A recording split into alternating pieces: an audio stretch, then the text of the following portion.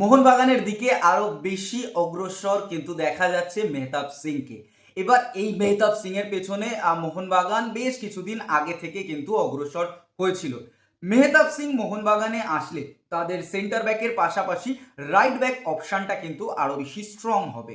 Tom অলডার্ট এবং Alberto Rodriguez এদের দুজনের মধ্যে একজনকে বসিয়ে আরও একজন বিদেশিকে আপফ্রন্টে পুশ করতে পারবে মোহনবাগান, যেটা গত সিজনে আনোয়ার চলে যাওয়ায় কিছুটা প্ল্যানিং এ সমস্যা হয়েছিল মোহনবাগান ম্যানেজমেন্টের। মেহতাব সিং এর হিট ম্যাপটা কি আছে, মেহতাব সিং এর হিট ম্যাপ তোমরা যদি দেখো সেখানে তোমরা দেখতে পারবে সেই রাইট চ্যানেলটাই অর্থাৎ রাইট সেন্টার ব্যাক অপশনটাই তাকে কিন্তু বেশি ইউজ করা হয়, কারণ একজন রাইট ব্যাক কাম সেন্টার ব্যাককে এই অপশনটাই বেশি ইউজ করা হবে, সেটা আমরা সকলেই কিন্তু জানি।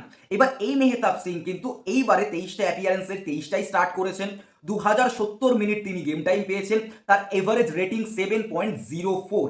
এবং আরও যে জিনিস, টিম অফ দ্য উইক হয়েছেন 3বার। এবার এই ডিফেন্ডার কতটা ভালো ডিফেন্সিভ কোয়ালিটি নিয়ে আসছে আমরা যদি তার স্ট্যাটস দেখি সেখানে কিন্তু দেখতে পারবো ক্লিন শিট রাখার বিষয়ে তার রেটিং রয়েছে 10টা ম্যাচে তার ক্লিন শিট রাখা রয়েছে।